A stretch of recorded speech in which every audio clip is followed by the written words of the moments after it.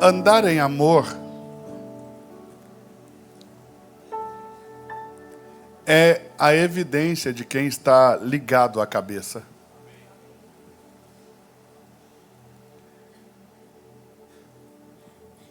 Ágape, alelos, que amai uns aos outros. Ou seja, andar em amor é a evidência de quem está ligado à cabeça. Andar em amor é a evidência de quem está conectado a Cristo como cabeça. E se nós estamos ligados a Cristo como cabeça, nós não nos distraímos de Cristo. Consegue entender isso ou não? A igreja, ela sempre vai passar por ciclos, transições. A igreja de Cristo sempre enfrentou e sempre vai enfrentar dias desafiadores. Mas a verdade é que quando nós estamos ligados a Cristo como cabeça, nós não nos distraímos de Cristo e nós temos a mesma mente de Cristo formada em nós. Consegue entender isso ou não? Então me ajude a pregar e diga para quem está pertinho de você. Estar conectado a Cristo como cabeça vai fazer com que você não se distraia de Cristo. Veja que outro dia eu estava aqui pregando que Marta, irmã de Maria, se distraiu de Cristo servindo a Cristo. Ou seja, o que nós fazemos para Deus pode nos distrair da pessoa de Deus. Está conseguindo entender ou não? Foi Jesus quem disse: Marta, Marta, você está afadigada e distraída em muitos serviços. Ou seja, ela estava servindo a Jesus, ela amava Jesus, mas ela estava desconectada da pessoa de Jesus. Isso vai te fazer compreender que comunhão não é... Nós não temos comunhão quando estamos uns na presença dos outros. Ou seja, estar na presença de alguém não quer dizer que você está em comunhão com ele. O fato de eu estar na presença de alguém não quer dizer que eu tenha comunhão com essa pessoa. O fato de eu estar aqui agora, dentro do prédio da igreja, não quer dizer que eu esteja em comunhão com a igreja.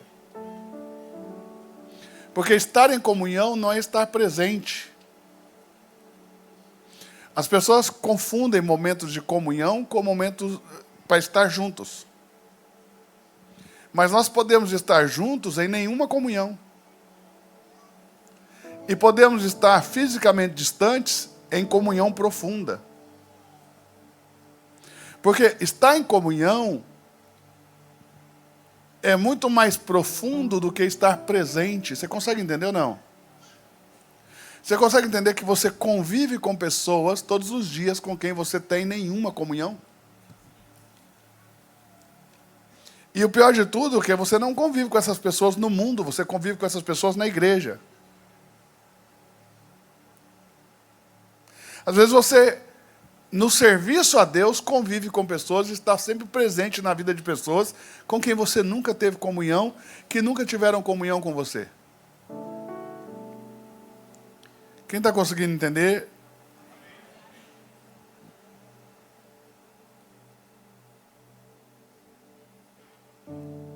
Jesus, quando se foi, e antes de partir, ele nos deixou um novo mandamento. João, no capítulo 13, versos 34 e 35, diz o seguinte: um novo mandamento vos dou, que vos ameis uns aos outros.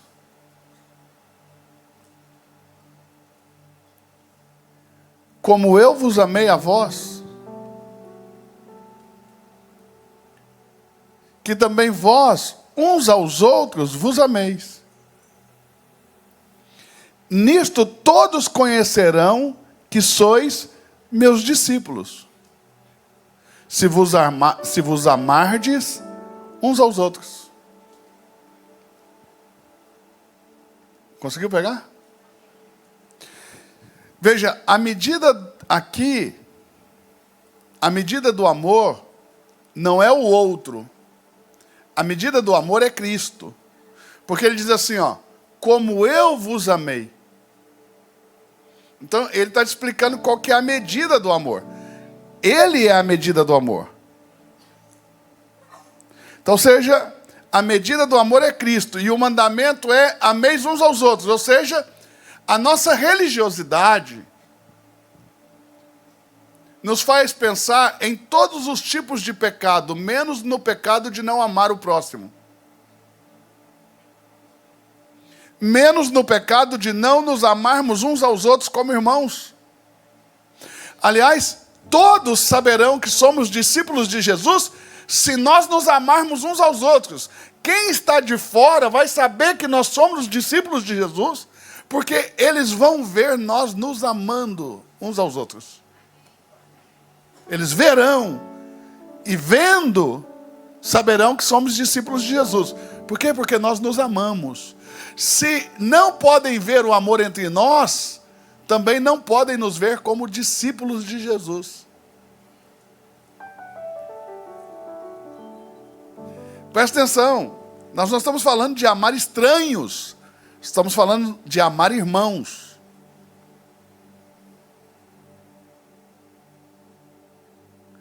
Então, o mandamento do Senhor, esse é o mandamento novo que Ele deu. Amem uns aos outros. Se amem. Como eu vos amei, se amem. Ou seja, não é como eu posso amar.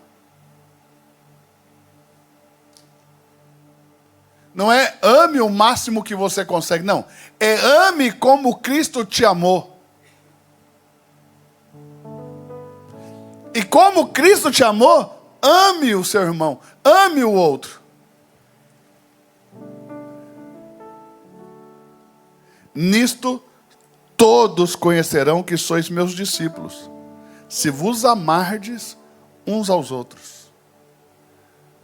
Olhe para quem está do seu lado e diga assim, Cristo é a medida do amor. Quem está conseguindo entender?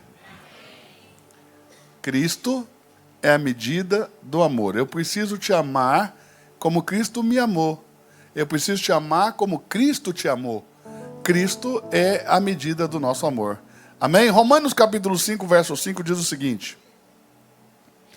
E a esperança não traz confusão, porquanto o amor de Deus está derramado em nossos corações pelo Espírito Santo que nos foi dado.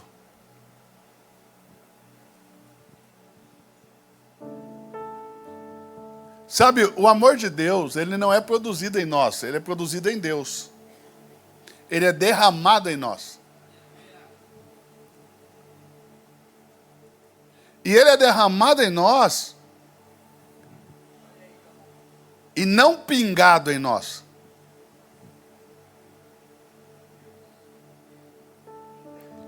Veja isso. Porquanto o amor de Deus está derramado abundantemente, constantemente, permanentemente. Ele está derramado e permanece derramado. Ele não é pingado, ele é derramado. E permanece derramado em nossos corações pelo Espírito Santo que nos foi dado. Ou seja, o amor de Deus produzido em Deus é derramado em nossos corações. Deus não está pedindo para você amar o outro com o seu amor. Ele está pedindo para você amar o outro com o amor que Ele derramou em você. E a evidência de que o Espírito Santo te foi dado É porque você é o amor derramado. Você carrega esse amor de Deus derramado. E esse amor de Deus derramado é compartilhado.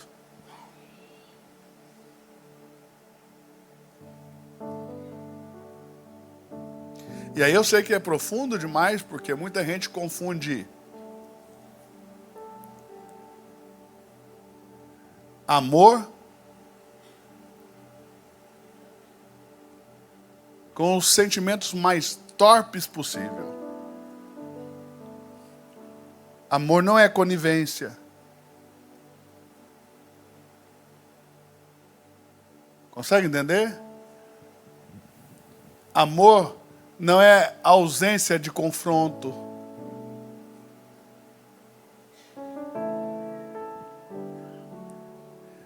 Amar não é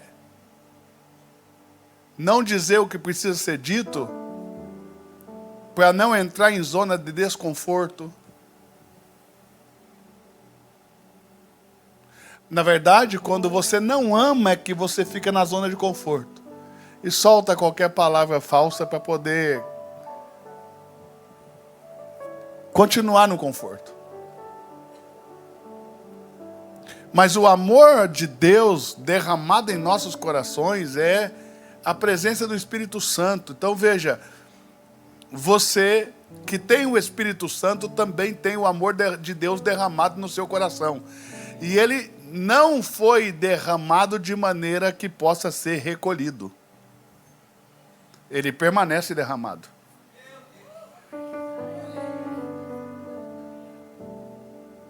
É importante você saber disso. Foi derramado, permanece derramado. Porque quando o amor de Deus foi derramado no nosso coração, ele meio que fez um dilúvio no seu coração. Você tem muito para dar. Porque você recebeu muito. Imagine o que é amar alguém da mesma maneira que Jesus te amou.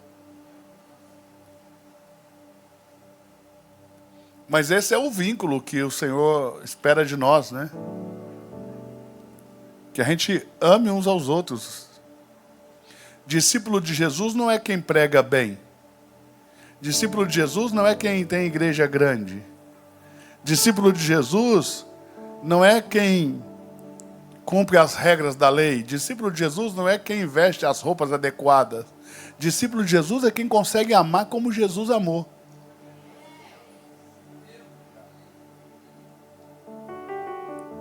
Pegou ou não? Discípulo de Jesus é quem consegue amar como Jesus amou.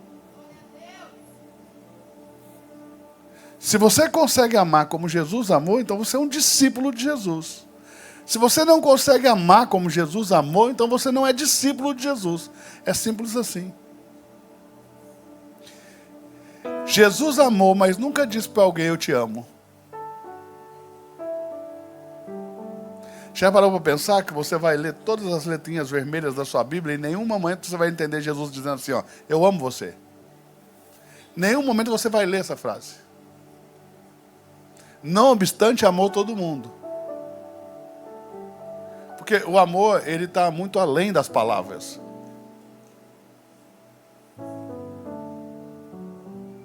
Consegue entender ou não?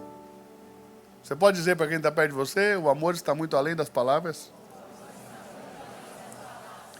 Ainda que eu creia que é importante que alguém te diga eu te amo, né? Porque, veja, nós necessitamos dessas coisas, nós somos seres humanos. As pessoas que ouvem essa frase eu te amo mais vezes são mais felizes. Consegue entender ou não? É importante que você fale, é importante que um pai diga para um filho eu te amo.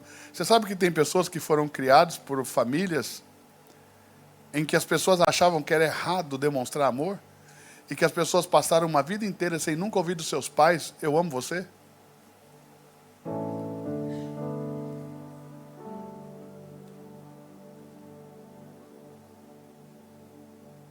E aí nós temos uma tendência também a condenar os nossos pais, né?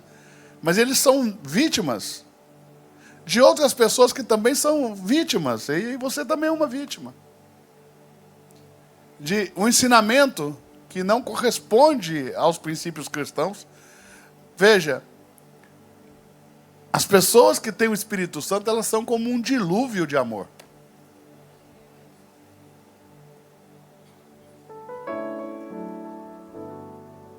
Jesus amou, mas se revoltou. Houve momentos em que Jesus amou tanto que ele ficou revoltado no seu espírito. Entende ou não? Ou seja, amar alguém não significa que você tem que estar com essa pessoa parecendo que fumou um, entendeu? Sempre na brisa suave.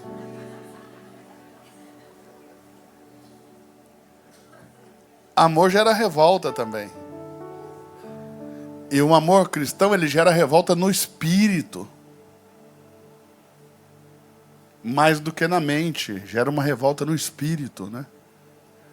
Jesus, algumas vezes se revoltou. Mas o melhor de Deus é que Ele comunica conosco não o que Ele tem, mas o que Ele é. E o que Deus é? Deus é Espírito, Deus é luz, Deus é amor. E Ele comunica conosco, estendendo a nós esses atributos, entende? Por isso que o amor de Deus é derramado em nossos corações pela presença do Espírito Santo que nos foi dado. Ele comunica esses atributos e Ele estende esses atributos a nós. Você consegue entender isso ou não? E você tem que estender a outro. Senão você corta o vínculo do amor. Você corta o vínculo do amor. Quem consegue entender o que eu estou dizendo? Nós, os verdadeiros filhos de Deus, os que temos o Espírito Santo aqui, estamos conectados como uma grande rede. Estamos conectados em amor por causa do amor derramado em nós, que é a presença do Espírito Santo. Ele conecta e transbordamos amor uns aos outros.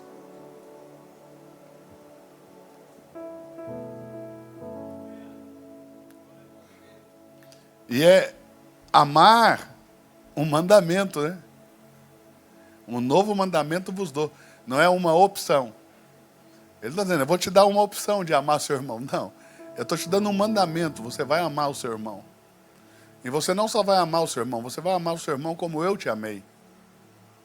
E você não vai dizer que não é capaz de fazer isso, porque o amor com que você vai amar não vem de você, vem de mim.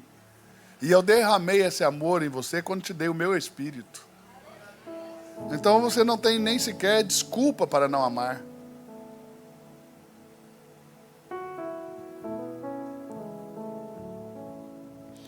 Em João 4:24, Deus é Espírito. Se nós estamos ligados a Ele, nós também devemos andar em Espírito. Então nós andamos em Espírito porque Deus é Espírito. Em 1 João capítulo 1, verso 5, Deus é luz. E nós andamos na luz porque Ele é luz. Veja que Ele está estendendo para você. O que Ele é, está sendo estendido para nós. Ele é Espírito, andamos em Espírito. Ele é luz, andamos na luz. Deus é amor, andamos em amor. 1 de João 4:8. Deus é amor, então nós andamos em amor. Porque Ele estende o que Ele é para você. Ele te alcança com o que Ele é. Olha os textos de João 13, de 1 João 1, verso 7. A luz e a comunhão. Olha como está escrito. Mas, se andarmos na luz, como Ele na luz está, temos comunhão uns com os outros, e o sangue de Jesus Cristo, seu Filho, nos purifica de todo o pecado. Mas, vírgula, se andarmos na luz.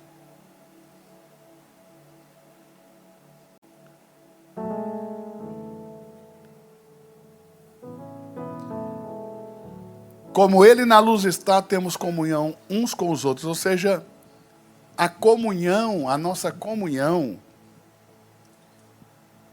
ela é estabelecida de verdade quando a gente lança luz.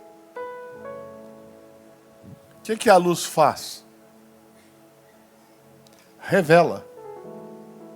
Luz apagada, você não pode ver tudo que está aqui. Acendeu a luz, você enxerga tudo. Porque a luz tudo revela. Consegue entender? Quando ele diz que nós devemos andar na luz, significa que não vai haver entre nós nada escondido. E que nós vamos ter comunhão uns com os outros quando nós pararmos de esconder uns dos outros. Posso falar? Profundamente, você vai entender. Hoje eu estou aqui, não como pregador, estou aqui como seu pastor. Essa semana eu tive uma conversa com um pastor amigo muito querido, que eu amo muito, muito, muito, muito, muito, muito. E esse pastor, meu amigo, ele ouviu algo que não é justo. E eu falei com ele. Mas eu também estava conversando com o pastor Fred outro dia no carro. E a mesma palavra que eu dei para esse pastor, meu amigo, eu dei para o pastor Fred.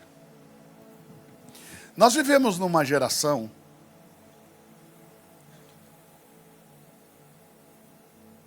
e aqui eu quero fazer ressalva aos que já passaram dessa geração, dessa fase, e aos que estão chegando, porque nem os que estão chegando e nem os que já passaram se enquadram. Mas existe uma geração intermediária entre nós, que é um povo que vive fugindo de compromisso. Eles nunca se comprometem com nada, porque eles não gostam de responsabilidades. Eles não gostam de se comprometer. Eles vêm na igreja de vez em quando. Porque se eles vierem muito, eles precisam se comprometer. Então, como eles não querem se comprometer, eles só vêm de vez em quando. Eles nunca se envolvem com a igreja, com o servir, com os irmãos. Nunca se envolvem. As relações sempre são superficiais, porque relações profundas requerem compromisso. E eles fogem de compromisso. Eles não namoram. Não casam. E sabe por quê? Porque eles têm pavor de compromisso. Eles têm pavor de responsabilidade. São uns homens crescidos que agem como crianças, como meninos. Por quê? Porque não gostam de compromisso. Por que não namora? Porque tem que se comprometer. Por que não namora? Porque namoro gera responsabilidades. Por que não casa? Porque tem que se comprometer com o casamento. Casamento gera responsabilidade. Você consegue entender ou não? Então nós temos uma geração voando aí que detesta compromisso. Eles não gostam de acordar cedo, de chegar na hora, eles não gostam de cumprir horários, não gostam... Por que não trabalham? A maioria deles não gosta de trabalhar, eles falam que querem ser autônomos, mas na verdade, o que eles fogem de disciplina, porque disciplina requer compromisso. Como eles têm problema com compromisso, eles dizem que querem ser autônomos. Mas faz nada, dorme o dia inteiro, joga videogame o tempo todo. Vive de um McDonald's para outro.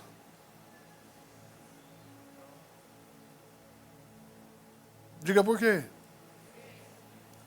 Porque eles não gostam de compromisso. E aí, qual que é a maneira de não gerar vínculo? Vínculos profundos. Deixando tudo na escuridão. Não permitindo que a luz entre. Porque essas pessoas são a geração que diz que não é pastoreada na igreja. Guarde a palavra, que você vai ouvir eles falar, você vai lembrar de mim. Eles vão dizer assim, eu não me sinto pastoreado. É que ninguém pode pastorear quem não quer ser pastoreado. Se você esconde a sua intimidade, você rouba do pastor a oportunidade de pastorear você. Se tudo na sua vida você fica colocando na escuridão, você tira de qualquer pastor a oportunidade de pastorear você. Por quê? Porque não há comunhão. E por que não há comunhão? Porque a comunhão só acontece quando a gente lança a luz.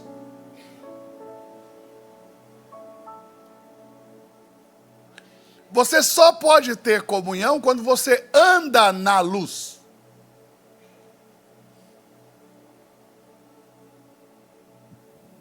Não sei se você está pegando. Então veja o que eu disse para esse pastor, meu amigo, que é um pai, que ouviu do próprio filho, pai pastor, que não se sentiu pastoreado pelo próprio pai. E o pai falou para mim assim, olha, eu chorei, porque eu vivi para eles.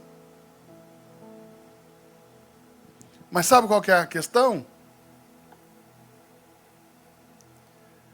A questão é simples, tá? O filho não andava na luz. Então o pai só podia pastorear até onde via. Mas ele tinha outras necessidades, mas ele mantinha essas necessidades ocultas. E sabe quando você tem um verdadeiro discipulado? Quando as pessoas podem tocar na sua intimidade. Você só vai viver um discipulado de verdade quando alguém pode tocar na sua intimidade e colocar na luz o que está escondido, na escuridão. Como que você vai pastorear a vida de alguém que vive colocando nas trevas aonde precisa ser tocado?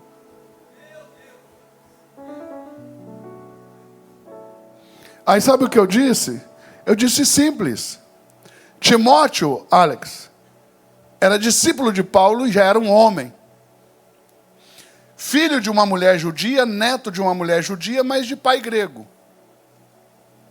Não circuncidado, por qual motivo, não sei. Mas a circuncisão, para quem não sabe, é arrancar o prepúcio que está na ponta do pênis do homem. Claro que é do homem, né, pastor? Vocês entenderam a redundância? Perdão. Ou seja, como que eu vou saber que o meu discípulo não teve o seu prepúcio arrancado? E não é um bebê, não é uma criancinha, é um homem. O nível de relação entre Timóteo e Paulo era uma relação tão poderosa que nada na vida de Timóteo estava oculto a Paulo. Então o que Paulo diz? Eu vou te circuncidar. Porque nós vamos para os judeus e é importante para eles que você seja circuncidado. Não vamos jogar, eu estou falando com as minhas palavras para você entender. Não vamos jogar fora a oportunidade que Deus está te dando de viver o que você tem que viver, porque você não cumpre um requisito judaico que vai fazer com que não te ouçam ou não te recebam. Paulo foi lá, tocou a intimidade de Timóteo e circuncidou ele. Aí a pergunta é, você que diz que não é pastoreado, você deixa quem tocar a sua intimidade?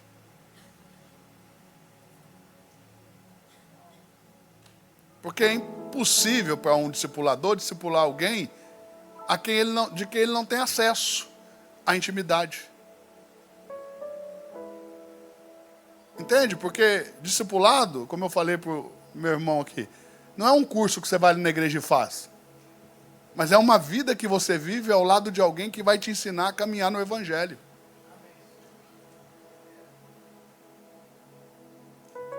Os cursos podem nos iniciar no discipulado, mas discipulado não é curso, é vida. Vida vivida. Entende ou não? Mas se você não se compromete em abrir a sua intimidade,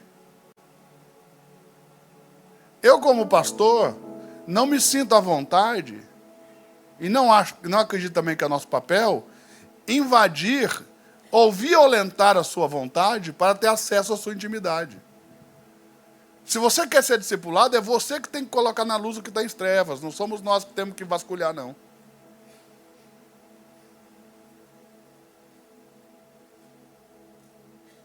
É você que tem que falar. preciso de ajuda aqui, ó. Porque isso aqui está escondido aos teus olhos, pastor. Mas aqui, nesse lugar, existe na minha intimidade uma necessidade de pastoreio. Porque eu não sei você, mas eu nunca vi um pastor com bola de cristal. Porque senão seria cigano, né? Pastor cigana. Você entendeu que pastor não é cartomante? Pastor não é cigana? A gente não adivinha. Você tem que falar.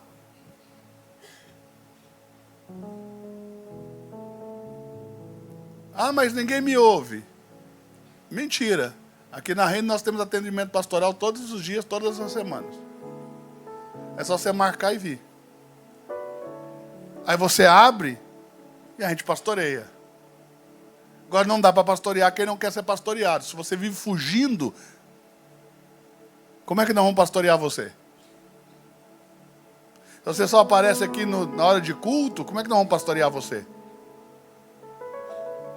Se você só vem aqui na ceia, só vem quando está cheio, só vem quando tem evento, como é que nós vamos pastorear você? Não é nós que não pastoreamos, você que não quer ser pastoreado.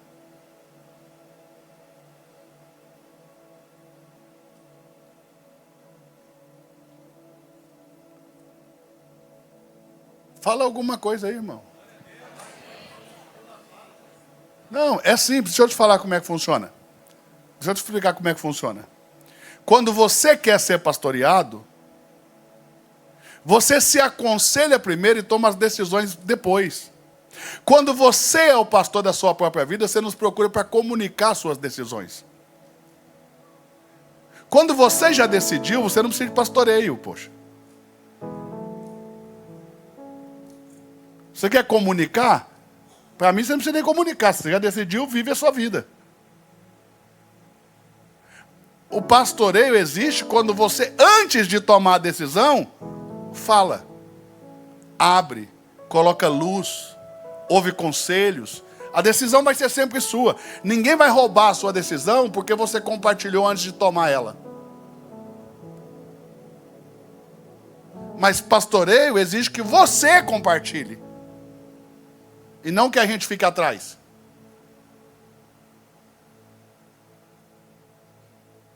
Porque senão nós vamos virar, em vez de pastores, investigadores. Você consegue entender? Estão conseguindo assimilar? Quem está pegando o que eu estou falando? Andar na luz é a garantia de permanecer em comunhão. A luz aqui não é para condenar, era para manter transparência entre nós.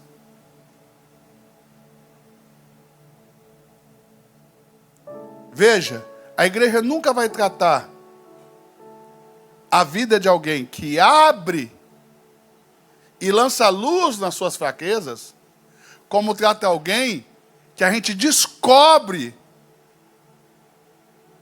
as suas fraquezas por intermédio de terceiros.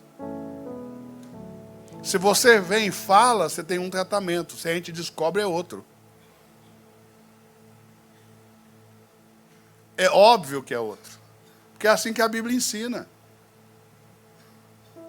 Você, quando vai lá e peca escondido, e todo mundo fica sabendo, e nós somos os últimos a saber, e a gente descobre o que você fez, e a gente fala isso com a congregação, é nosso papel como líderes. Acabar com a conversa fiada, acabar com qualquer possibilidade de burburinho, jogar na luz, trazer luz.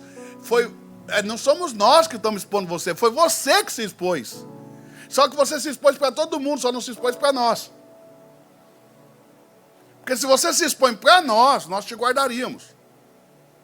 Agora nós já ficamos sabendo por boca de terceiro, ou quarto, ou quinto. E sabe lá onde mais esse mal está enraizado aí dentro da igreja. Aí nós temos que arrancar o mal pela raiz, é isso que a Bíblia ensina. Põe na luz e na luz trate. É assim que está escrito. Sei que você não gosta, mas a Bíblia diz, tem que tratar na luz. Tem que disciplinar na frente de todo mundo, para que haja temor na congregação, para que haja temor nos demais. Entende ou não?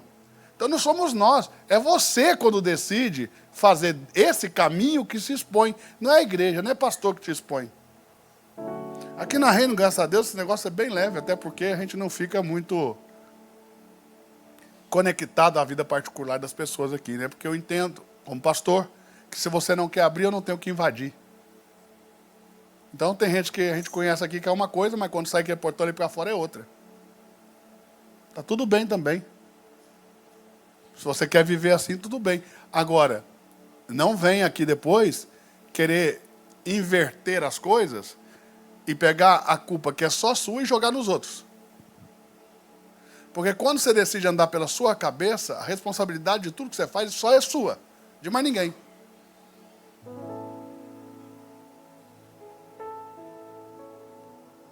É muito importante que você falasse alguma coisa para eu entender que você está entendendo. Quando eu vivo exposto diante de Deus, nada se acumula escondido no coração. O vínculo com os irmãos permanece limpo. Caminhar na luz, caminhar em comunhão e caminhar na luz são as mesmas coisas. A mesma realidade vista por ângulos diferentes.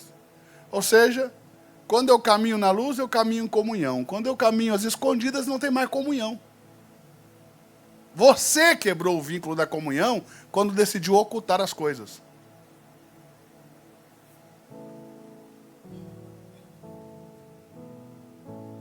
Quando a luz entra, tudo que estava escondido foge.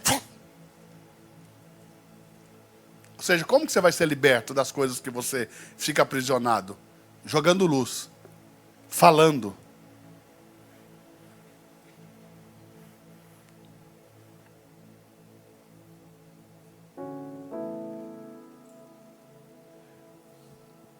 Quem já viveu essa experiência aqui? Talvez você já viveu. Eu, como era um menino curioso, eu vivi muitas vezes essa experiência. E como eu venho do interior de Minas Gerais, a gente queria sempre pegar minhoca para ir pescar. Então eu fazia muito isso. Veja, se você está em um jardim muito bonito, e tem uma pedra grande, basta você levantar essa pedra, que você vai ver os vermes.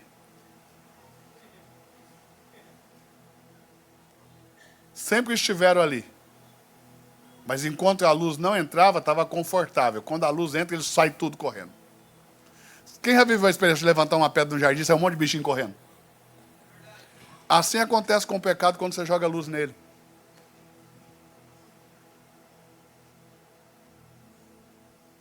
Desaparece da sua vida. Enquanto você mantém escondido, está confortável para ele. Quando você joga a luz, não há mais ambiente para ele. O pecado precisa das trevas. Eu vou dizer de novo. O pecado precisa das trevas. O pecado precisa da escuridão. Você jogou luz.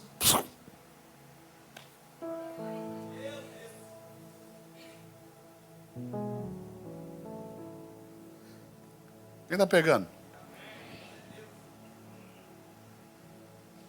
Então, assim é o nosso coração. Quando a luz de Deus entra, tudo aquilo que vivia escondido vem à tona e é tratado. A luz expõe as motivações, as invejas, as cobranças, o orgulho, as comparações, os ressentimentos, as disputas, os julgamentos escondidos. Tudo isso tem feito mal para você, muito mal.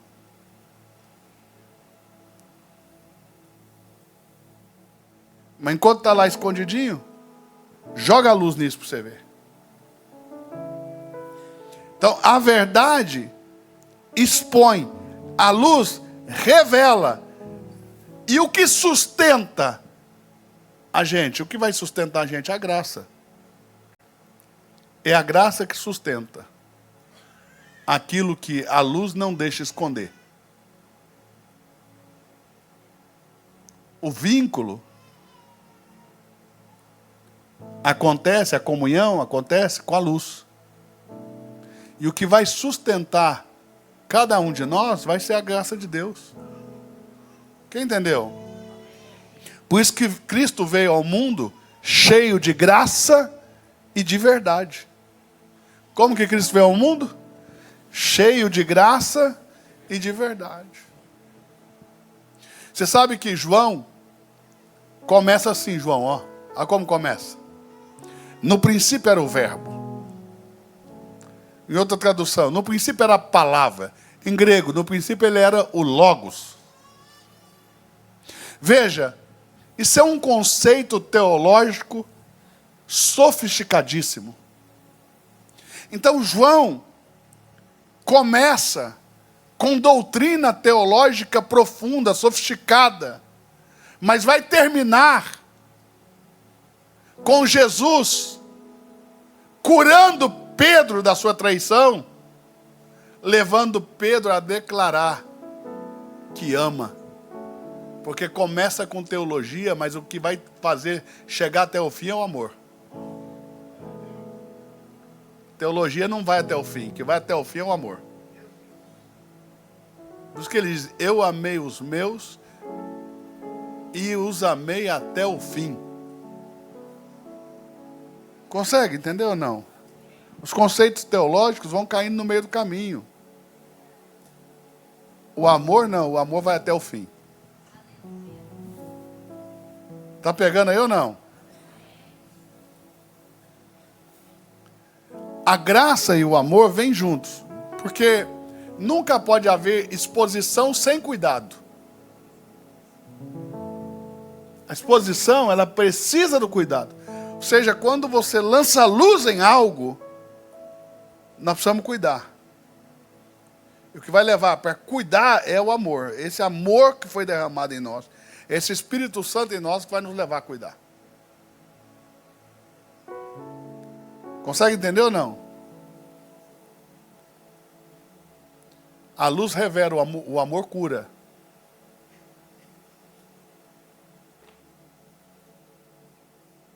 Você pode dizer para quem está do seu lado? Uma boa uma boa conversa vai revelar tudo que o amor precisa curar.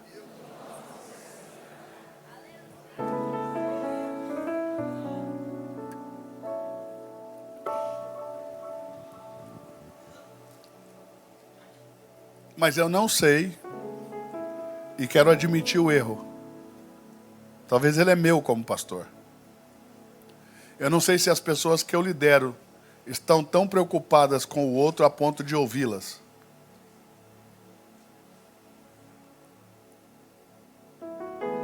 Porque nós temos no nosso manual de cultura que pessoas são mais importantes que coisa, mas a gente não costuma parar o que está fazendo para ouvir alguém.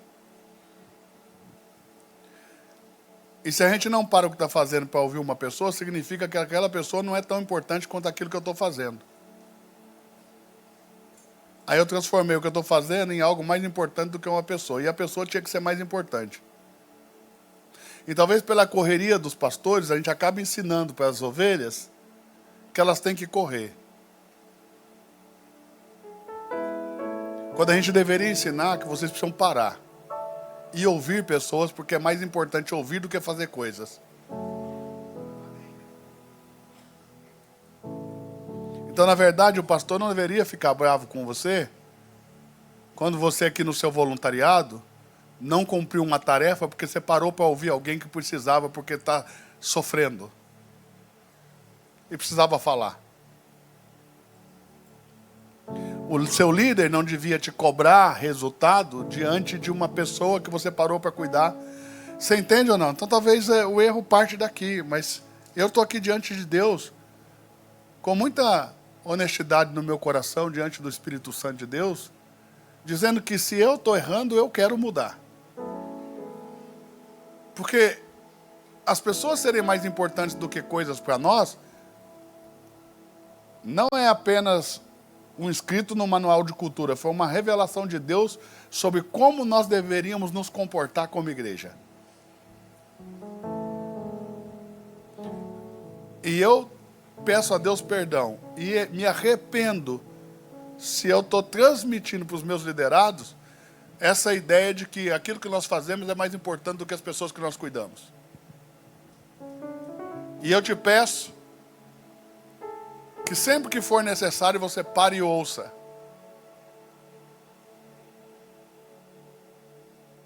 Eu também acredito que eu nunca ouvi tanto como eu tenho ouvido nesses últimos 3 anos. Porque eu sempre fui pregador itinerante. Estou aprendendo a ser pastor de igreja. E quando eu era itinerante, eu ia lá, pregava e ia embora. Não precisava escutar ninguém. Quem escutava era o pastor. Só que agora o pastor sou eu. Mas Deus me deu vários pastores aqui para me auxiliar. E eles podem te ouvir também. Porque eles são a extensão de mim mesmo quando eles te ouvem.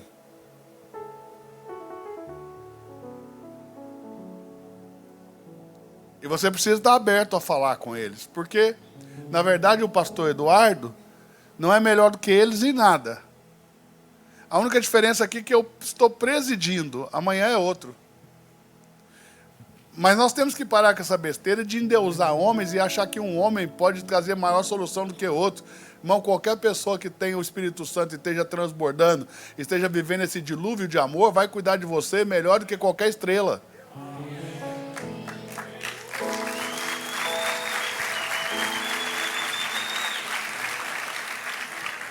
Você consegue entender? Então você precisa se abrir também a ser cuidado pelos braços que a igreja tem.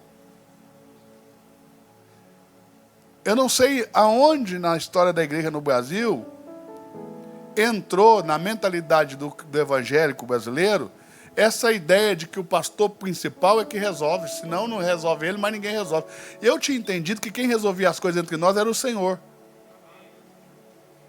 E Ele usa pessoas, entendeu? E se Ele usa alguém como eu, vai usar, gente, qualquer outro. Porque de todos aqui, ó, talvez eu sou o pior. Mas Deus escolheu me usar, então Ele vai usar você também. Você já parou para pensar que você pode ser cura na vida de alguém? Você parou para pensar que a sua escuta pode gerar cura? Que a sua escuta pode revelar amor? Que você precisa parar e ouvir? E que o papel de cuidar aqui é de todos nós e não do pastor. Tem gente que pensa o seguinte: o pastor ganha para isso. Então é problema dele. Não, nós somos um só corpo. Ainda que o seu trabalho seja em outro lugar, aqui na igreja a sua responsabilidade é com o corpo.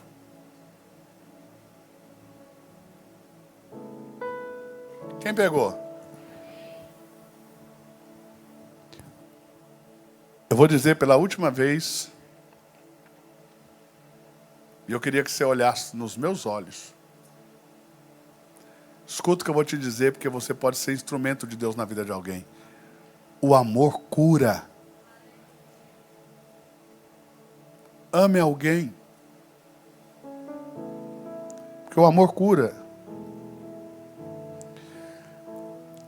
O Evangelho de João tem uma estrutura, que não é somente uma estrutura literária. É uma estrutura tríplice. Vida, luz e amor. Se você pegar o Evangelho de João, do capítulo 1 ao capítulo 8, vai estar falando de vida. Do capítulo 8 ao 12, de luz. Do capítulo 13 ao 21, de amor. Então é vida, luz e amor. Diga comigo, vida, luz e amor. Isso não é só uma estrutura literária, isso aí é espiritual. Consegue entender ou não? João 1,4 diz o seguinte: nele estava a vida e a vida era a luz dos homens. Nele estava a vida e a vida era a luz dos homens.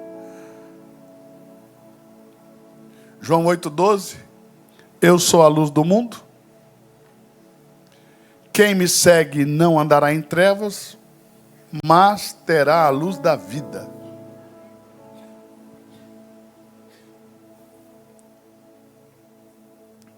João 13,1.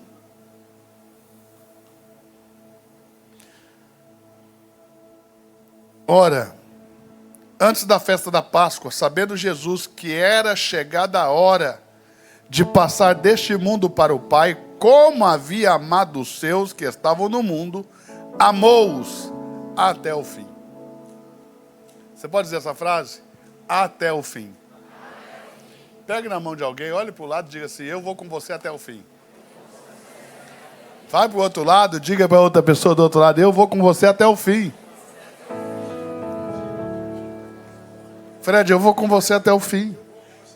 Ney, eu vou com você até o fim. Luiz, eu vou com você até o fim. Gustavo, eu vou com você até o fim. Vocês estão entendendo ou não? Você tem que ir até o fim. Você tem que amar até o fim. Quem está entendendo? Vocês estão conseguindo assimilar isso aí? Ir até o fim, amar até o fim. Diga-se comigo: até o extremo. É fácil? Mas nós temos que ir lá. Amar até o extremo, amar até o último instante, amar até o último grau.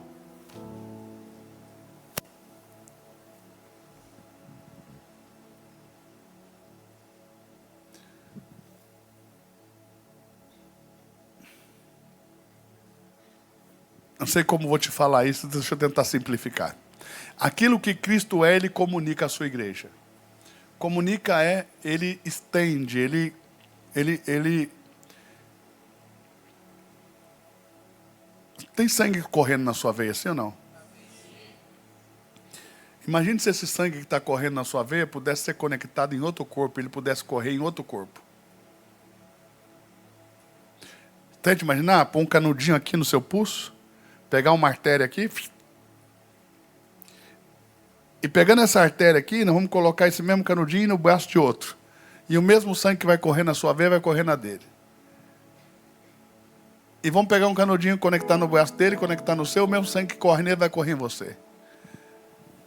Quando isso acontecer, e se fosse possível, vocês estariam compartilhando o mesmo sangue, sim ou não? Então vocês estariam compartilhando a mesma vida. O nome disso é comunhão. Quando a Bíblia chama comunhão, é disso que ela está falando, de compartilhar a mesma vida. A Bíblia diz: a vida está no sangue. É como se o mesmo sangue estivesse correndo dentro de você. Isso é comunhão, não é estar junto para comer. Nem ficar contando piada uns para os outros. Comunhão é quando a vida que corre nas minhas veias está correndo na sua veia também. E nós compartilhamos a mesmíssima vida. Então aquilo que Cristo é, Ele estende para que a gente compartilhe. Aliás, na verdade, Ele compartilha conosco e comunica conosco aquilo que Ele é. Então, Cristo é vida. Amém? E a Bíblia diz que do nosso interior, rios de água viva fluem. Rio de água viva. Ele é luz e nós fomos chamados para sermos filhos da luz.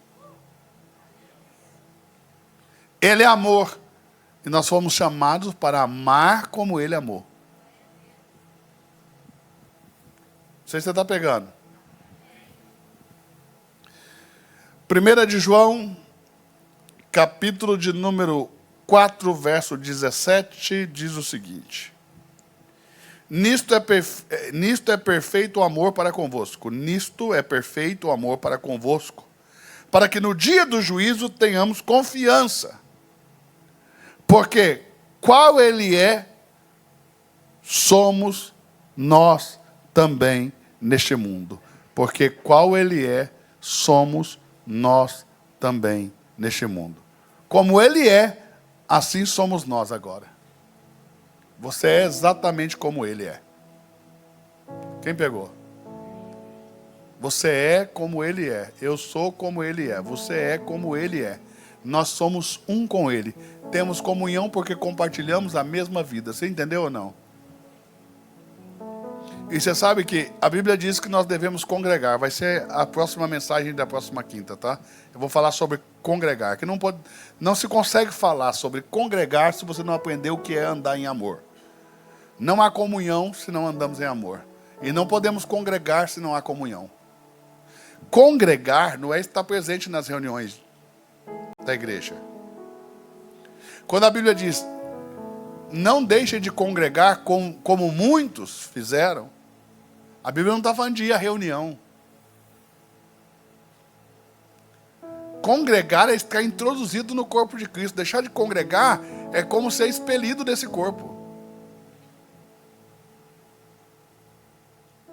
É como estar desconectado da verdadeira vida, do verdadeiro corpo. Não há comunhão. Congregar vai muito além de vir à reunião no domingo, de vir à reunião na quinta-feira. Congregar fala estar congregado, inserido. Consegue entender isso aí ou não?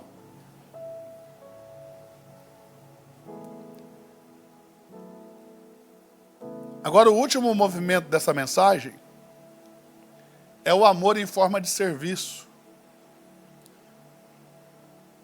Bacia e toalha. Você precisa entender isso. João no capítulo 13, a partir do verso 1, vai dizer que Jesus se levantou da ceia, tirou as suas vestes, e tomando uma toalha cingiu-se, e depois deitou água numa bacia e começou a lavar os pés dos seus discípulos. Passagem de João 13 aqui é uma passagem muito conhecida, muito famosa. Jesus lavando os pés dos seus discípulos. Quem já ouviu falar dessa passagem? Agora veja, né? Jesus, ele é Deus, está no seio do Pai, ele é o Filho de Deus, ele é o Verbo de Deus pelo qual Deus fez todas as coisas. Ele é o Filho gerado de Deus, eterno como o Pai, consubstancial com o Pai, né? Homócios com o Pai. Agora veja isso. Ele deixa a sua glória. Se faz homem, ele encarna, se faz homem. Não tendo por usurpação ser igual a Deus. Não entende estar sendo lesado em nada, prejudicado em nada. Ele vem e se humilha, servindo.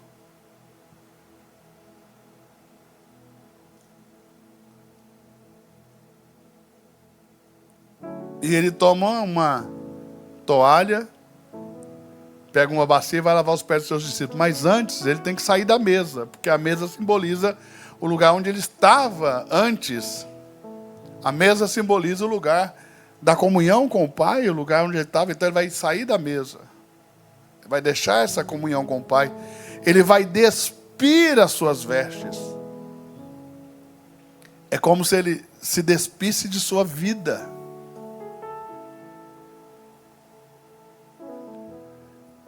Ele vai cingir-se com uma toalha.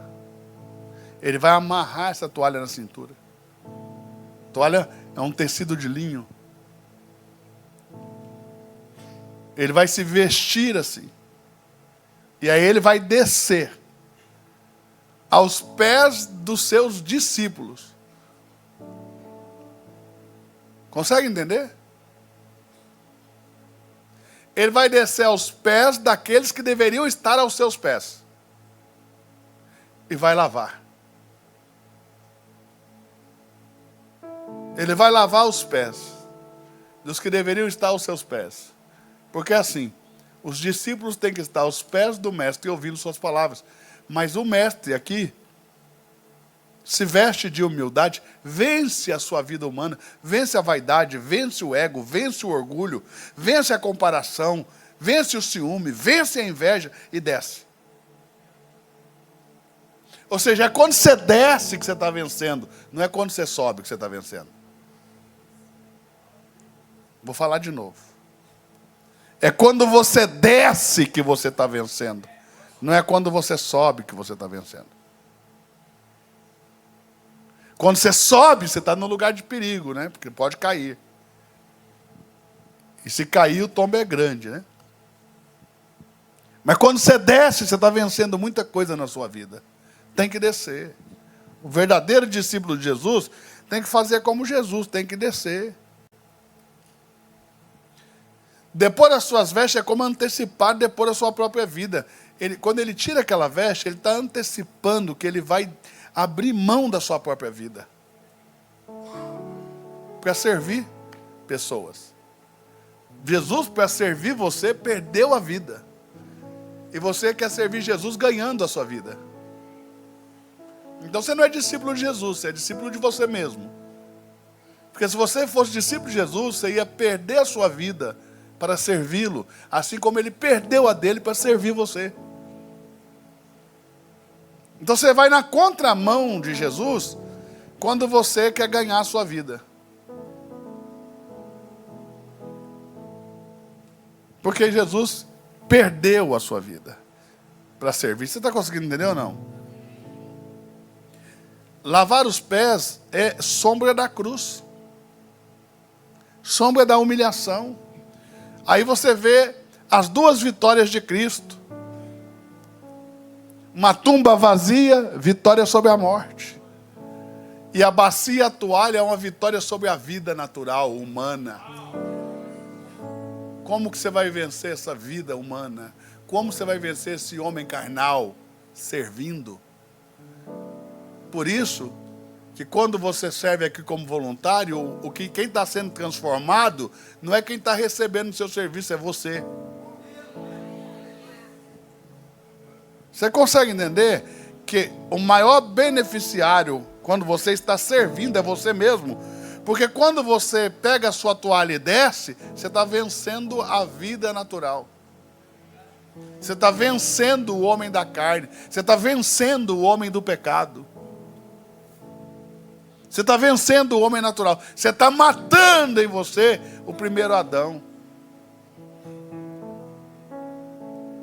Você está se despindo da vida da carne. Você está se despindo da vida natural. Você está se despindo da inveja. Você está se despindo do orgulho. Você está se despindo da soberba. Você está se despindo da comparação. Você está se despindo dos julgamentos. Dos juízos que são como trapo de imundície. Você está se despindo. Aí você vai descendo. E vencendo.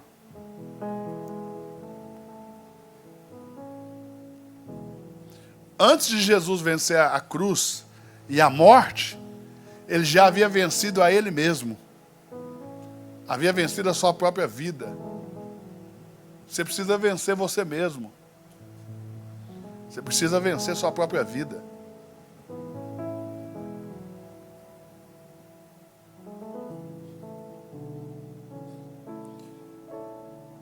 Ele tirou as suas vestes e vestiu a toalha.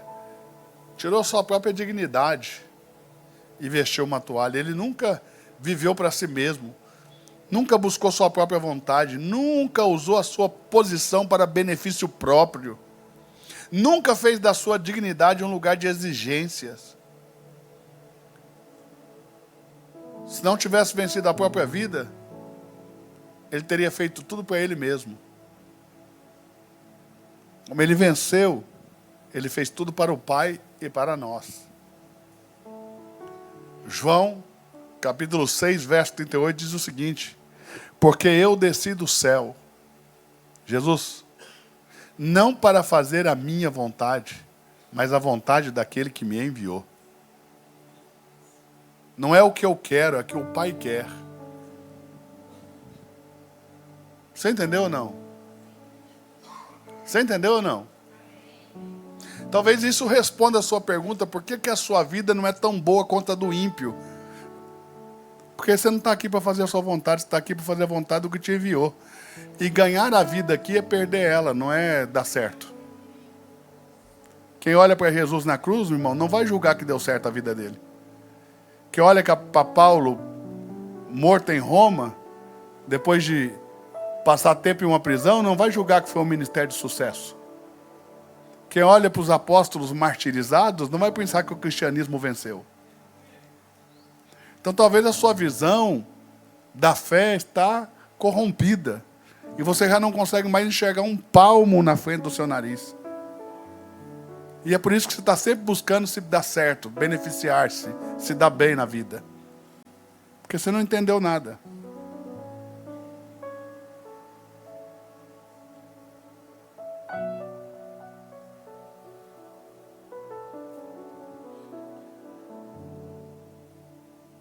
Volta semana que vem, tá?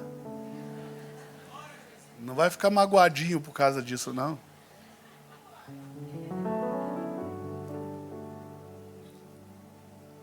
Eu tenho um segredo para andar em amor. Diga qual é. Quer amar? Pega uma bacia e uma toalha. Você vai ser preservado em amor. Pega uma bacia e uma toalha e vai servir alguém. Você vai ver que você vai parar de falar mal das pessoas. Você vai ver que você vai parar de encher o saco, já deixar de ser chato. Porque uns crentes chato fica procurando pelo em ovo. Vai fazer alguma coisa. Eu nunca vi uma dessas pessoas xarope estar ocupada na igreja. Quando você está ocupado, você não tem tempo para isso. Aqui na Reino, quando a gente começou, a gente tinha uma apóstola. Eu não sei quem vai lembrar da apóstola. Mas tudo quanto é confusão que tinha, a apóstola estava envolvida. E ela era Eduardo Reis Esporte Clube. Ela me amava. Não, assim, eu nunca tive um problema com ela. Ela quase me idolatrava. Mas era tanta confusão, tanta fofoca, tanta intriga, tanta rolo, falou porque fulano disse, porque ciclano disse, que Beltrano falou. Que... É a maldita maledicência, né? O que corrompe uma igreja é a língua maldosa. Põe na sua cabeça, onde não tem maledicência, a igreja é saudável e cresce. A igreja não cresce, não é porque o pastor não está fazendo um bom trabalho, não é porque a igreja não é legal, é porque a língua dos maldosos é afiada. Estão cheios de maledicência. Esse veneno, esse demônio que é a maledicência, destrói a comunhão entre os irmãos. E era tanto que um dia eu peguei a apóstola e tranquei ela numa sala com mais 4. E que disse que fulano, que ciclano... Aí terminaram, dá licença, ficou eu, o pastor e a apóstola. Aí você pensa, 2 pastores têm que tratar uma apóstola. Eu falei, apóstolo, é o seguinte, a senhora serve em que área aqui na igreja? Não sirvo. Falei, o dia que só lavar um banheiro, nunca mais vai falar mal da sua igreja. Você só fica criticando porque vocês nunca ajudaram a construir. Por isso que você fica deixando o diabo usar a sua língua para destruir. Vai lavar um banheiro, você vai ver se você vai falar mal de novo. Você entende que quem está aí destruindo, criticando, falando, não faz nada. Porque quem está servindo, quem está pagando o preço, quem veio para cá quebrar as paredes desse lugar, entende ou não? Quem teve que escolher entre comprar comida para os seus filhos ou entregar o dízimo, não está falando mal de igreja não, irmão. Sabe quem está falando mal de igreja? São esses consumidores da fé que nunca ajudam em nada, vem para cá só consumindo e ainda quer encher o saco. Vá para o diabo que te carrega, irmão.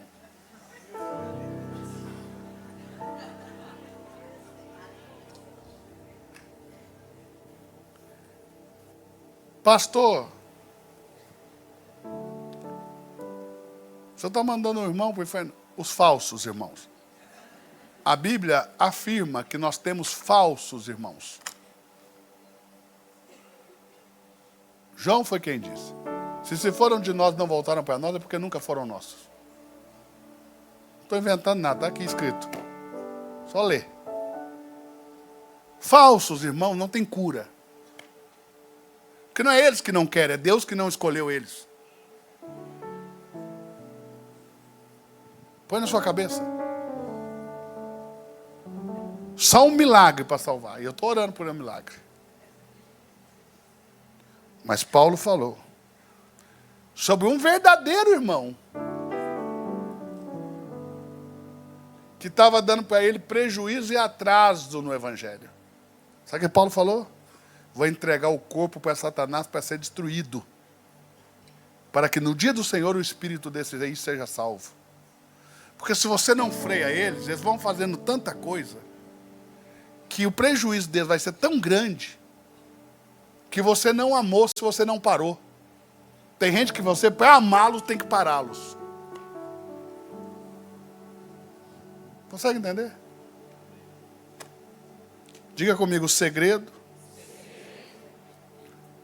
está na bacia e na toalha para andar em amor. Começa a servir que você vai começar a amar.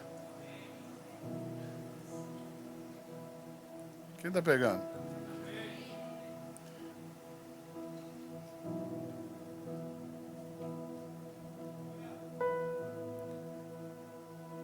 Um novo mandamento vos dou: que vos ameis uns aos outros. O amor de Deus é derramado, não é pingado. Conhecemos o amor de Deus em nós, porque nós podemos amar uns aos outros. Entrar em um relacionamento buscando ser amado, já é entrar no relacionamento de forma errada. Consegue entender ou não? O amor maduro, ele flui na plenitude e não na carência das pessoas. Você vem na igreja esperando ser amado, você já começou errado. Você tem que chegar aqui para amar. Não é esperando ser amado. Essa sua carência gera uma expectativa falsa. E essa expectativa falsa vai ser frustrada diante da verdade. Está conseguindo entender ou não? Vamos orar? Vamos orar para a gente ir embora? Depois eu ia pedir aos irmãos, com todo carinho e amor, os voluntários do auditório, será que na próxima reunião dá para vocês tirarem essas formigas antes da cadeira? Porque é tanta formiga que o povo não para quieto na cadeira, não sei o que acontece.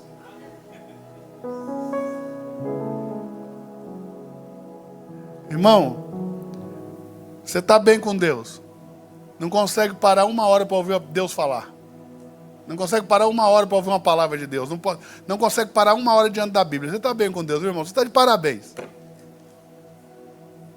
Na verdade, errado estou eu de ficar perdendo meu tempo com você. Pelo amor de Deus, ajude, né, gente? Não tem mais criança. Não consegue ficar uma horinha sentado, 40 minutos, 50 minutos sentado ouvindo? Quando eu era criança, o pessoal me punha no banco da frente na igreja e era 2h30, 3 horas de culto. A gente faz um culto, passou de 1h30, os crentes estão tudo sofrendo. Deus nos ajude. Deus nos ajude. Agora, você que tem o Espírito Santo, eu creio em você. Você que tem o Espírito Santo, nós cremos em você.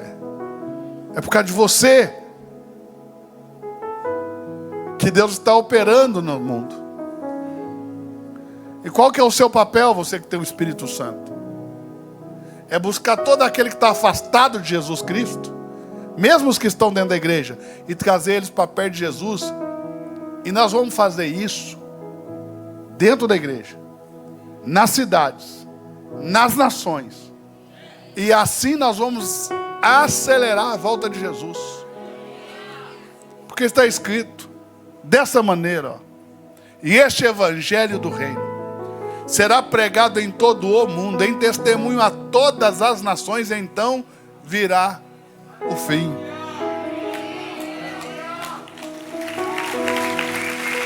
Nós vamos até o fim. Consegue entender? Nossa missão é clara, Mateus 24:14. Alguns estão até tatuados com ela.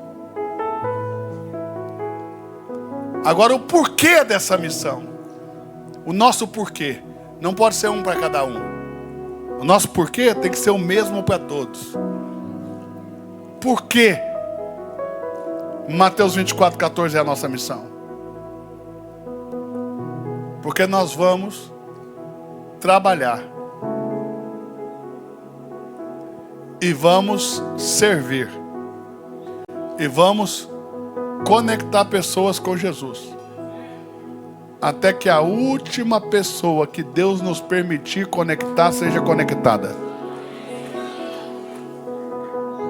Assim como Jesus amou os seus e os amou até o fim, nós vamos cumprir a nossa missão e vamos cumpri-la até o fim. Eu quero que o o último fôlego de vida meu seja estendendo a mão para alguém. Vou falar de novo. Eu quero que o meu último fôlego de vida seja estendendo a mão para alguém. Eu quero até o fim fazer o que Deus me chamou para fazer. Ser quem Deus me chamou para ser. Até o último suspiro de vida. Até o último aliento. Até o fim.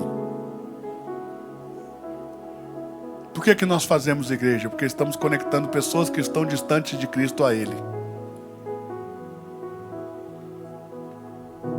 Consegue entender? Por que nós implantamos igreja na Brava, se nós já temos uma aqui em Balneário? Porque nós vamos conectar pessoas que estão distantes de Jesus a Jesus. Por que a gente está implantando igreja em Itapema? Porque nós vamos conectar pessoas em Itapema a Jesus, que estão distantes e vão ser conectados. Por que nós estamos fazendo igreja em Boston, nos Estados Unidos?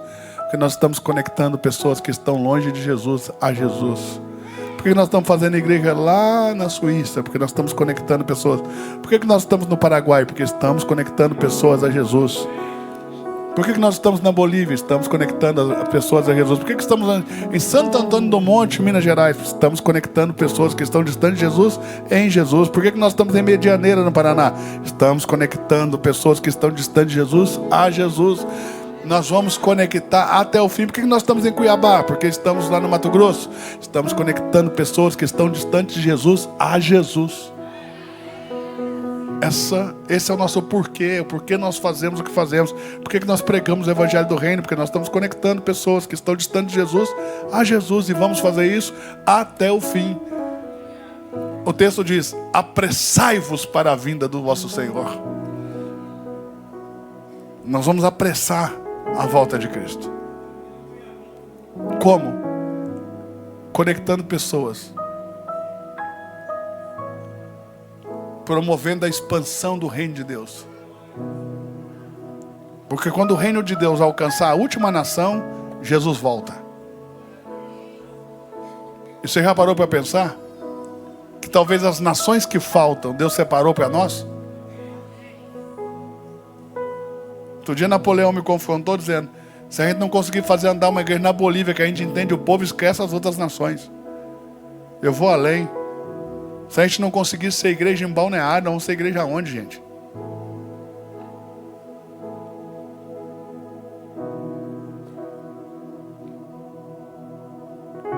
Vamos orar.